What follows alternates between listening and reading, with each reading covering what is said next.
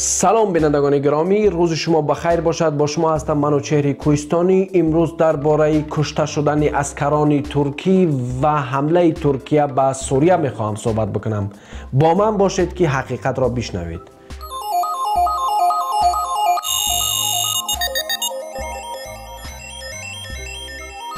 اگر که شما از من بپرسید چرا ترکیه به سوریه حمله کرد، دوستان عزیز، حمله ترکیه یک حمله جوابی بود و این حمله نیز ادامه دارد. به خاطر چی بشار اسد عسکرهای ترکی را کشت و چی را میخواست نشان بدهد؟ مقصد من این هست دوستان عزیز که من برای شما این را برسانم و شما این را بفهمید و کمک فکر و اندیشه و عقیده شما بالا بروه. خوب، از اول که بشار اسد فکر کرد که مثلا روسیه همیشه در پشت اسد خواهد بود اگر چی گپی هم که نشود، و بشار اسد فکر کرد که همان موشک‌های ضد هوایی که روسیه برای بشار اسد داده است می توانند که حریم هوایی سوریه را به کلی حفظ بکنند و نگذارند که دیگر هواپیماها داخل حریم هوایی سوریه بشوند. اما در حقیقت خطا کرد. چرا؟ چون که ترک ها پیش از این که بشار اسد چنین فکر بکند فکر دیگر کرده بودند. امروز ترکیه نه اینکه با هواپیماهای جنگی، با درون های جنگی مبارزه، هم درون هایی که شما میبینید میده با همون درون های جنگی در حال حاضر ترکیه بر سر ارتش بشار اسد موفق شده است. بشار اسد 29 یا اینکه 34 عسکر بچه ترکی را کشت و ترکیه در جواب تا امروز 2000 عسکر سوریگی را و زیاده از 3-4 هواپیمای جنگی و زیادتر از 30 عدد تانک را نیز از بین برد. در حقیقت بشار اسد یک خطای کلیدی کرد.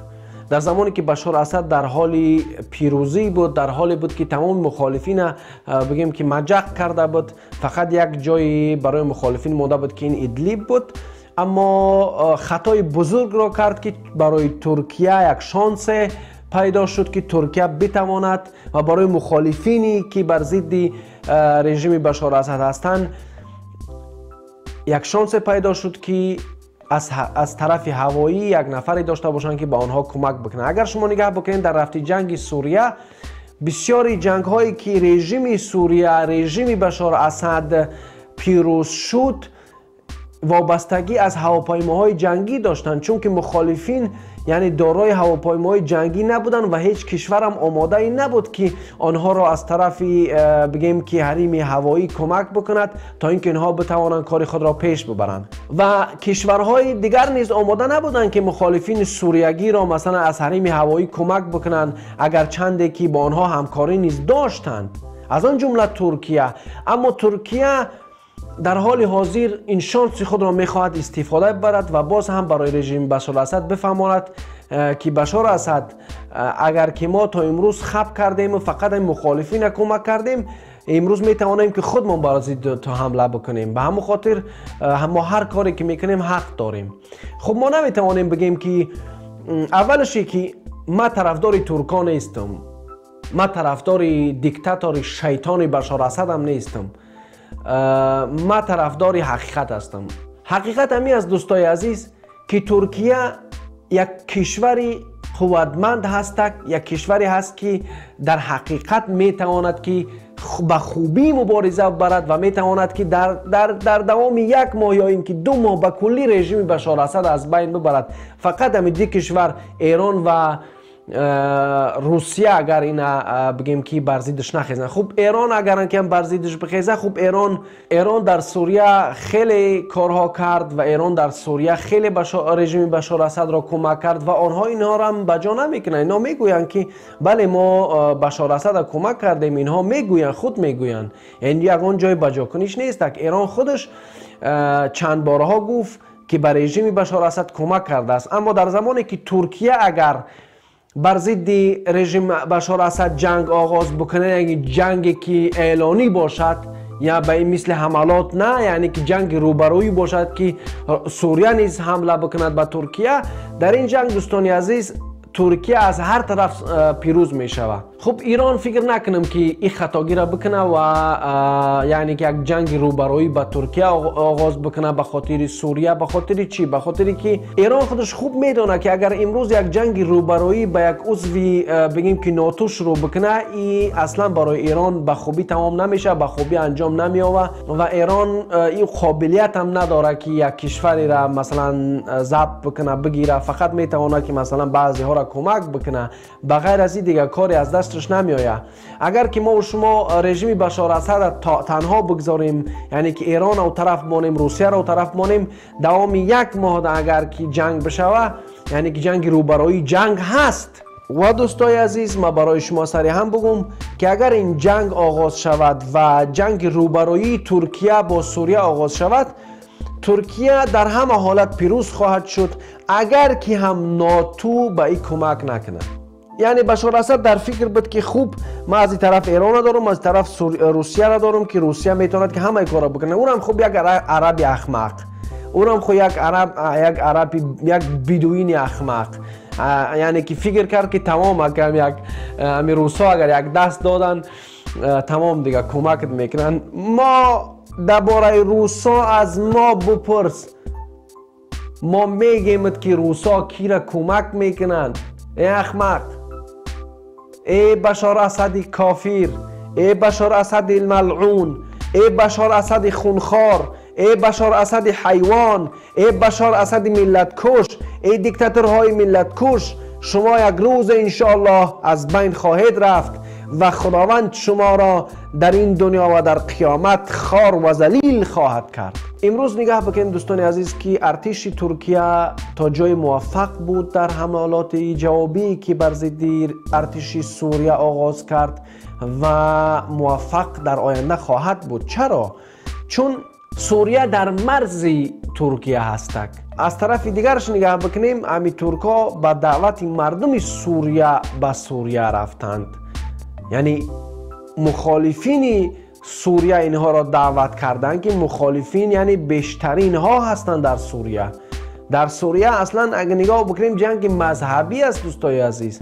اصلا این جنگ به یک مذهب ربط داره که اونا میخواهند که فقط یعنی که یک رژیم، امی رژیم بشار اسد با هم مذهبانش فقط در دست همونا باشه و فقط این امی قبیله بتوانند که حکومت داری بکنن و دیگرها را اجازه نمیتن و دیگرها حق ندارن. هر یک نفری که جدا از این قبیله بدن اونا استعفا دادن و با مخالفین سوریاگی یک جای شدن تا اینکه مبارزه بر ضد بشار اسد ببرن.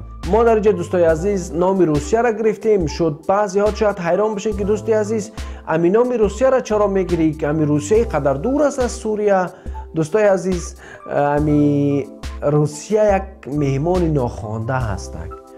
امی در کجای دعوتش میکنن نمیکنن، امی میگه بزور میتونه خوب دیگه او صاحب توی هم دیگه نمیتونه که را بزنه بیرون بکنه، چون که خوب میگه خیلی نابوده کم یک نالنام هیچ کم نداره، هیچ کار نکشته.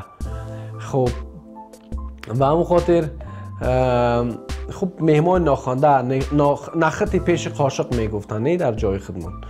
خوب دوستای عزیز، و اگر که روسیه هم آزاد و اینکه روشاد رژیم بشار اسد بر ضد ترک ها کمک بکند موفق نخواهد شد، چون که همین موشک های ضد هوایی روسیه نشان دادن که روسیه نمیتواند که حتی بر ضد بگیم که درون های جنگی ترکیه کاری بکند و اصلا روسا حیران هستند که چیکار بکنند. در حقیقت چرا که روسیه هازی در حالت بگیم که خفی هستک و در ساکت هستک. به خاطر چی دوستای عزیز؟ به خاطر که روسیه وقتی که دید که ترکا در مبارزه خود پیروز شده ایستادند و هیچ کاری کردن نمیتواند، اگر بخواهد هم هیچ کاری نمیتواند بکند، مثل همون مردمی عادی که میگن ایزا کشید. روسیه و پوتین ایزا کشیدن دیگه. خوب خودتون فهمیدین معنای گپ من. اگر هست از هر طرفی نگاه بکنیم نبکنیم دوستای عزیز، ما باید همیشه طرفدار اون باشیم که خب یک نفری پیدا بشه که می رژیم بشار اسد از بین ببرد، چون بشار اسد میلیون ها مردم خود را کشت و هیچ دیکتاتور رحم به مردم خود نداره. دیکتاتور دوستای عزیز در همه جا دیکتاتور هستک. در روسیه باشه، در تاجیکستان باشه، در سوریه باشه. و هدف دیکتاتورها همی از دوستان عزیز که ملت را به گوسفند تبدیل بدهند تا اینکه یک خر هم بتواند از پیش برود و دیگر گوسفندها دنبال این خر بروند و همی حتی سر خود نبردارند که در غار میزنند یا که در چقری. به همون خاطر دوستان عزیز وقتی که ما درباره یک رژیم دیکتاتوری صحبت میکنیم باید که از همه طرف صحبت بکنیم و در آخر هم یعنی گناه اساسی را همون رژیم دیکتاتوری داره و ما از اول بنیاد بر ضد تمام دیکتاتورها، بر ضد تمام زورگوها هستم و تا زمانی که زنده هستم حقیقت را خواهم گفت. از شخصی، از دولتی، از حکومت ترس نخواهم داشت و ندارم. هر یک کشوری که به یک کشور حمله میکنه هدف خود را داره، اما در اینجا بسیارتر از باره ناموس صحبت میره، چون که ترک ها میخوان نشان بدهند که آنها یک قوه‌ای هستند که در بین کشورهای مسلمانی که در دور و نزدیک ترکیه هستند یعنی در اولویت قرار دارند و اگر که ترکیه جواب نمیداد به ارتش سوریه تمام دولت‌های عربی یعنی که مردم دولت‌های عربی نیز اصلا حیران می‌شدند، چون که ما نگاه میکنیم بسیاری مردم عرب نیز طرفداری ترکیه را میکنند. اگر دوستان عزیز میخواهید که من در سوالهای شما جواب بدهم یا اینکه برنامه را تحلیل بکنم میتوانید که در همین کامنتر بنویسین. انشالله دوستان عزیز انتظار نوارهای خوب و نازنین ما باشین. خداحافظ.